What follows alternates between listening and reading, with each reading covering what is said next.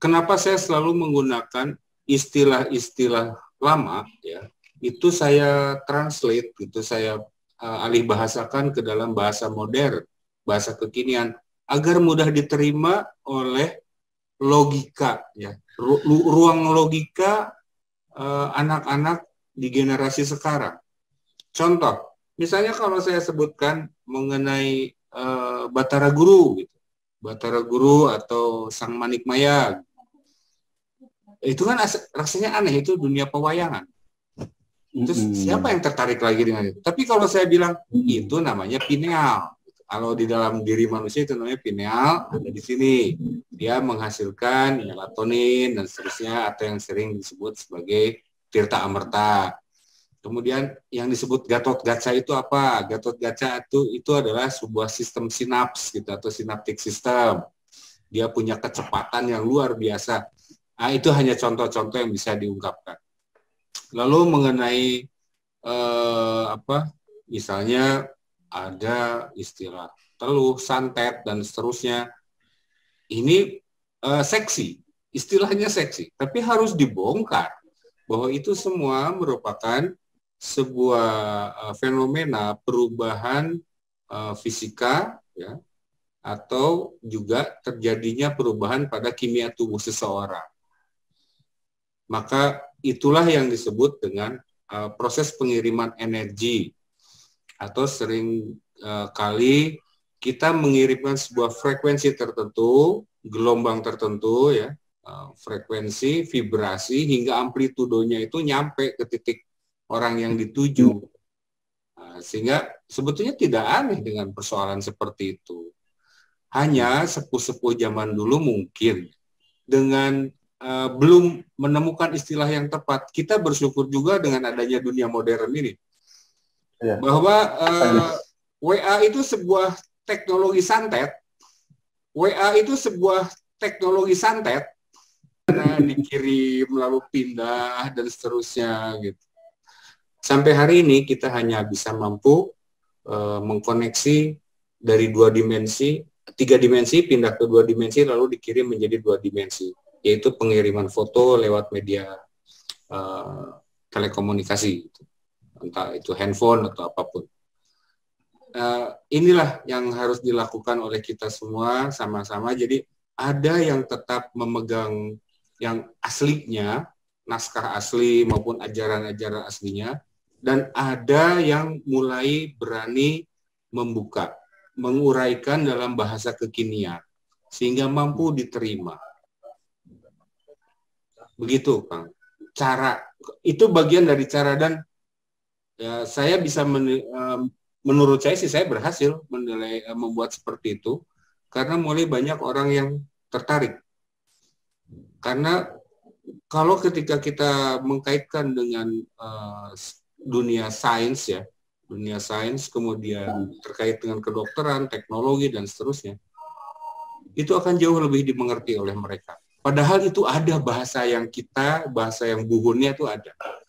Itu berusaha sebaik mungkin untuk melakukan kebaikan, ya, untuk menciptakan suatu ruang yang tentram, damai di dalam lingkup kehidupan bermasyarakat, sehingga tercipta satu kehidupan yang harmonis. Lebih kurangnya adalah bagaimana sih cara menjadi penduduk bumi yang santun, atau yang naturalnya, itu sebagai penduduk bumi yang seharusnya. Karena tanpa kita sadari, jangan-jangan apa yang disebut dengan teknologi, kemudian kehidupan modern, jangan-jangan kita adalah orang yang menyumbangkan percepatan kerusakan bumi. Karena sebetulnya mungkin para sepuh-sepuh kita ini, mereka juga mereka menggunakannya, tapi mungkin mereka akan susah menjelaskannya. Tidak seperti sekarang, ya, istilah-istilah yang dipakai itu begitu populer di mana-mana, bisa diserap, bisa diterima. Apa yang dilakukan oleh mereka secara prinsip tidak akan pernah keluar dari 4 hal. 1, energi, 2, emosi, 3, ego, 4, tujuan. Ini kunci dari bagaimana cara menaikkan gelombang tersebut. Cuman entah bagaimana leluhur-leluhur kita itu tidak menyampaikannya secara eksplisit. Mungkin ada di beberapa laku ya, dalam melaku. Ketika seseorang melakukan satu upawasa atau puasa, pada prinsipnya mereka melakukan satu detox untuk mengaktifkan mungkin jenis-jenis hormon tertentu atau yang tidak mengganggu pada pola-pola molekul atau sifat keenergian pada tubuh kita. Nah, itu juga sebenarnya sudah sangat ilmiah yang mereka lakukan itu, mutih dan lain sebagainya, ngahening. Salah satu contoh bagaimana cara menekan satu energi yang akan muncul agar tidak liar dengan pemikiran, karena pada pikiran kita lah itu semua bergejolak. Ada metode yang disebut menekung atau ngahening atau hening cipta. Nah, itu kan istilah menekung itu jadi aneh untuk dipakai di zaman sekarang. Nah, kalau hening cipta juga itu menjadi rada ajaib karena seringkali suka dikatakan begini, misalnya dalam upacara kenegaraan aja.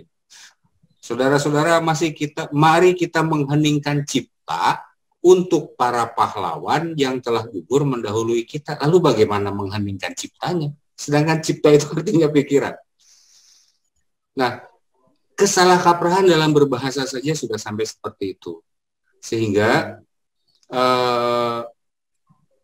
leluhur kita sudah melakukannya dengan metode tertentu, tapi mereka tidak bisa menguraikannya dalam bahasa kekinian. Kalau kita cari dalam bahasa yang lamanya pasti ada.